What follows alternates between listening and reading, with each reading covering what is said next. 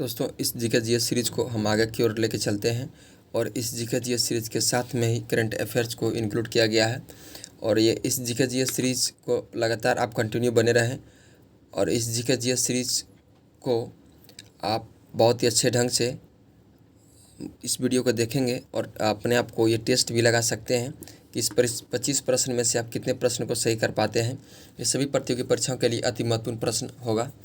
चलिए दोस्तों इस जीके जीएस सीरीज़ को हम आगे की ओर लेकर बढ़ते हैं और आगे आपका ये पहला प्रश्न होगा, सरहुल महोत्सव कौन से स्थान का राष्ट्रीय महोत्सव है। यानी सरहुल महोत्सव जो है वो किस राज्य का राष्ट्रीय महोत्सव है, वो आपको राज्य का नाम बताना है।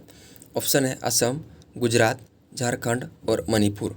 आपका सही जवाब हो जाएगा झारखंड, आपका राइट आंसर हो जाएगा, जो कि ये पिछले वर्ष में अप्रैल 2022 को मनाया गया था। ये पिछले वर्ष में अप्रैल 2022 को मनाया गया था। ये आपका झारखंड राज्य का ये राष्ट्रीय महोत्सव है, जो कि सरहुल महोत्सव के नाम से जाने जाते हैं।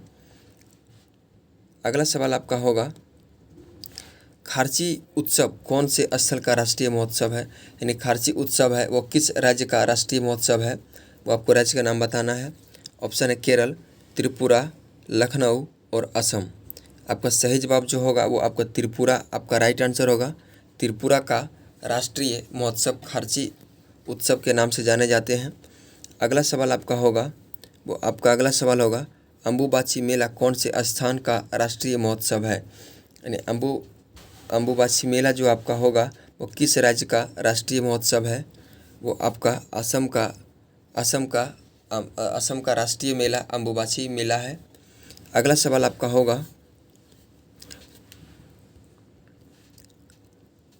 है संघाई महोत्सव कौन से स्थान का राष्ट्रीय महोत्सव है। यानी वो किस राज्य का राष्ट्रीय महोत्सव है। संघाई महोत्सव आपका मणिपुर का राष्ट्रीय महोत्सव है। यानी ऊपर से देखिए ये राष्ट्रीय महोत्सव है। महोत्सव से प्रश्न जो कि आजकल एग्जाम में ये एक ना एक क्वेश्चन इंक्लूड कर दिया जाता है। अगला सवाल आपका होगा, आदि महोत्सव कौन से स्थान का राष्ट्रीय महोत्सव है। आपका सही जवाब जो होगा वो आपका नई दिल्ली आपका राइट आंसर हो जाएगा। नई दिल्ली आपका सही जवाब होगा। अगला सवाल आपका होगा, वंदे भारत एक्सप्रेस चलाने वाली पहली महिला लोको पायलट कौन बनी। ऑप्शन है पीटी उषा, सुरेखा यादव, पूजा सिंघल और स्मृति मंदाना। आपका सही जवाब जो होगा वो आपका सही जवाब जो होगा सुरेखा यादव आपका राइट आंसर हो जाएगा। सुरेखा यादव आपका सही जवाब हो जाएगा। अगला सवाल आपका ये है, किस राज्य ने अनाथ बच्चों के लिए भारत का पहला सरकारी मदर मिल्क बैंक स्थापित करने की घोषणा की है। आपके राज्य के नाम बताना है, तो वो राज्य आपका है, ऑप्शन में है मंगलुरु, इंदौर, यानी बंगलुरु, इंदौर और उत्तराखंड और गुजरात। आपका सही जवाब जो होगा उत्तराखंड होगा। उत्तराखंड के सरकार ने अनाथ बच्चों के लिए, उन कोविड में जो बच्चे अनाथ हो गए थे उसके लिए भारत सरकार ने पहला सरकारी मदर मिल्क बैंक का स्थापना करने की घोषणा की है। आपका अगला सवाल आपका ये है, पेरिप्लस ऑफ द इरिथ्रियंस सी किसने लिखी थी। ये नाम बताना है आपको किसने लिखी थी। आपका सही जवाब जो होगा ये सही जवाब हो जाएगा उपयुक्त में से कोई नहीं होगा, और नहीं तो उपयुक्त में से एक से अधिक। यानी इसमें से 2 गो मिल के लिखा होगा, 3 गो मिल के या 4 गो मिल के, या तो इनमें से कोई नहीं लिखा होगा। चलिए दोस्तों अगला सवाल की बढ़ते हैं। इस टाइप का ऑप्शन आपका बीपीएससी में देखने को मिलता है। अगला सवाल आपका ये रहा, निम्नलिखित में से किस विद्वान ने सर्वप्रथम भूगोल शब्द का प्रयोग किया था। ऑप्शन है आपका सही जवाब जो होगा आपका सही जवाब हो जाएगा ऑप्शन नंबर सी आपका सही जवाब हो जाएगा। अगला सवाल आपका है, भूगोल में नवनियतिवाद के सिद्धांत का प्रतिपादन किसने किया था। वो आपका सही जवाब जो होगा जी टेलर आपका राइट आंसर हो जाएगा। जी टेलर आपका सही जवाब होगा। अगला सवाल आपका होगा, जियोग्राफिका किसकी रचना है? जियोग्राफिका किसकी रचना है? ये आपका एस्ट्रेबो आपका सही जवाब होगा, जो कि जियोग्राफिका एस्ट्रेबो का रचना है।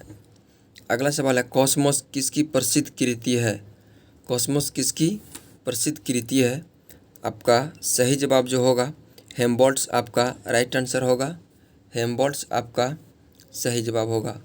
अगला सवाल है, संभाव्यवाद सिद्धांत का प्रतिपादन किसने किया था? तो ये जो आपका सही जवाब होगा, ये आपका इनमें से कोई नहीं होगा, डी ऑप्शन आपका सही जवाब होगा। अगला सवाल आपका ये रहा, आधुनिक भारत का जनक किसे भूगोलवेत्ता को माना जाता है? आपका सही जवाब जो होगा वो ऑप्शन नंबर अलेक्जेंडर वॉन हेवल्ट को आपका माना जाता है। इस प्रश्न का आपका सही जवाब हो जाएगा ऑप्शन नंबर ए आपका राइट आंसर हो जाएगा। अगला सवाल आपका है, निम्नलिखित कथनों पर विचार कीजिए। निम्नलिखित कथनों पर आप जो विचार कीजिए, आपका सही जवाब इस प्रश्न का हो जाएगा ऑप्शन नंबर डी आपका राइट आंसर हो जाएगा। ऑप्शन नंबर डी आपका सही जवाब हो जाएगा। और आपका अगला सवाल ये रहा, और अगला सवाल आपका है, थोड़ा इसको हम छोटा कर देंगे जो कि देखने में आप सभी को, क्वेश्चन पढ़ लेते हैं, थोड़ा बहुत क्वेश्चन को रीड कर लेते हैं, उसके बाद आप ऑप्शन भी हम दिखा देंगे। और प्रश्न है, यदि कोई मुख्य सौर तूफान पृथ्वी पर पहुंचता है तो पृथ्वी पर निम्नलिखित में से कौन से संभव प्रभाव होंगे? ऑप्शन है आपका, ऑप्शन है इस प्रश्न का आपका सही जवाब जो होगा वो आपका सही जवाब हो जाएगा। इस प्रश्न का सही जवाब हो जाएगा 1 3 4 6 7। 1 3 4 6 7 आपका सही जवाब हो जाएगा। 1 3 4 6 7, 1 3 4 6 और 7 आपका सही जवाब हो जाएगा। यानी ऑप्शन नंबर 2 और 5 नहीं होंगे। ऑप्शन नंबर 2 और 5 नहीं होंगे, बाकी बात इस ऑप्शन में सारा ऑप्शन सही जवाब होंगे। अगला प्रश्न की ओर बढ़ेंगे। आपका अगला प्रश्न होगा, पृथ्वी ग्रह पर जल के संदर्भ में निम्नलिखित प्रश्नों पर विचार कीजिए। ऑप्शन है आपका, नदियों और झीलों में जल की मात्रा भूजल की मात्रा से अधिक है। ध्रुवीय हिमच्छद और हिमनदों में जल की मात्रा भूजल की मात्रा से अधिक है। ये आपका सही जवाब जो होगा वो आपका सही जवाब हो जाएगा केवल 2 आपका राइट आंसर होगा। केवल 2 यानी बी आपका सही जवाब होगा। अगला सवाल आपका होगा, हाल ही में वैज्ञानिकों ने पृथ्वी से अरबों प्रकाश वर्ष दूर विशालकाय ब्लैक होलों के विलय का परीक्षण किया। इस परीक्षण का क्या महत्व है? इस परीक्षण का आपका महत्व बताना है। वो इस परीक्षण का महत्व आपका यह है, इसने वैज्ञानिकों को विलय अक्षमता को समझना सुकर बनाया। अगला सवाल आपका होगा, गॉड पार्टिकल है। गॉड पार्टिकल क्या है? गॉड पार्टिकल क्या है ये आपको बताना है। गॉड पार्टिकल आपका है हिग्स बोसॉन्स है। हिग्स बोसॉन आपका गॉड पार्टिकल है। अगला प्रश्न की ओर बढ़ेंगे, और अगला प्रश्न आपका ये रहा, निम्नलिखित कथनों पर विचार कीजिए। आपका ये स्टेटमेंट है, पृथ्वी का चुंबकीय क्षेत्र पर कुछ 100,000 सालों में उत्क्रमित हुआ है। पृथ्वी ने जब 400 मिलियन वर्षों से भी अधिक पहले बनी तो ऑक्सीजन 54% थी और कार्बन डाइऑक्साइड नहीं थी।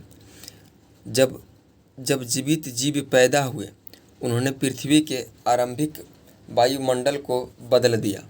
तो इनमें से आपका जो सही जवाब होगा वो केवल 1 और 3 आपका राइट आंसर होगा, यानी ए और सी आपका सही जवाब होगा। अगला प्रश्न की ओर बढ़ेंगे। दोस्तों, इस प्रश्न बहुत ही अच्छा प्रश्न है और आप इसे अच्छे से पढ़ेंगे और बारीकी ढंग से इसे ध्यान में रखेंगे, जो कि ये आपका यानी आप ग्रेजुएशन लेवल कह सकते हैं। और इजी टू मॉडरेट, देखने में इजी लगता होगा लेकिन ये मॉडरेट क्वेश्चन की है। ग्रेजुएशन लेवल के एग्ज़ाम में ये आपके पूछा जाएंगे और पूछे जाते हैं इस टाइप के प्रश्न, जो कि स्टूडेंट लंबा चौड़ा देख के ही इस क्वेश्चन को स्किप कर देते होंगे। लेकिन ऐसा नहीं करना है, आपको क्वेश्चन को अच्छी तरह से पढ़ना है और अच्छी तरह से आंसर देना है। अगला सवाल आपका है, शनि ग्रह के वायुमंडल में निम्नलिखित में से कौन सी गैस सबसे अधिक मात्रा में पाई जाती है। वो शनि ग्रह जो है उसमें वायुमंडल में सबसे अधिक कौन सी गैस पाए जाते हैं, तो वो आपका सबसे गैस है मीथेन, आपका राइट आंसर हो जाएगा। मीथेन सबसे अधिक पाए जाते हैं। अगला सवाल आपका है, निम्नलिखित ग्रहों में कौन जीवन के अस्तित्व के लिए उपयुक्त हो सकता है। ये आपका उपग्रह का नाम बता। जीवन के लिए, अस्तित्व के लिए ये आपका ये ग्रह है जो मंगल ग्रह जीवन के अस्तित्व के लिए उपयुक्त हो सकता है। अगला सवाल जो होगा आपका, वो अगला सवाल है, सौरमंडल का प्रधान आकाशीय पिंड कौन सा है। वो आकाशीय पिंड जो है आपका सूर्य है। आकाशीय पिंड आपका सूर्य है। अगला सवाल आपका होगा, निम्नलिखित में से किस ग्रह का घनत्व सबसे कम है। वो किस ग्रह का घनत्व सबसे कम है, तो वो शनि ग्रह का घनत्व सबसे कम है। और आपका अगला प्रश्न होगा इस सेशन का आपका अगला प्रश्न है, इनमें से किसने पहली बार व्याख्या की थी कि पृथ्वी के अपनी धुरी पर घूमने के कारण प्रतिदिन सूर्य उदय और अस्त होते हैं। यानी जो प्रतिपादन ये किया था, यो अपनी धुरी पर घूमने के कारण प्रतिदिन ही सूर्य उदय और सूर्य अस्त होते हैं। तो इसने ये आपके ये बोले थे, ये आपको आर्यभट्ट ने बोले थे। ये आर्यभट्ट ने बोले थे कि पृथ्वी अपने धुरी पर घूमने के कारण ही प्रतिदिन सूर्य उदय और सूर्य अस्त होते हैं। चलिए दोस्तों, इस सीरीज में और इस सेशन में आपका बहुत ही ज़बरदस्त क्वेश्चन कह सकते हैं और आप अच्छे ढंग से इस क्वेश्चन को देखेंगे। हमें विश्वास है कि आप इस वीडियो को अच्छी तरह से देखेंगे और इस वीडियो को देखने के बाद आपको बहुत ही लाभ होंगे। चलिए दोस्तों, रोज़ इसी तरह बने रहिए हमारे वीडियो में। हम मिलते हैं नेक्स्ट वीडियो में, तब तक के लिए बाय, ऑल दी बेस्ट, आपके दिन शुभ हो।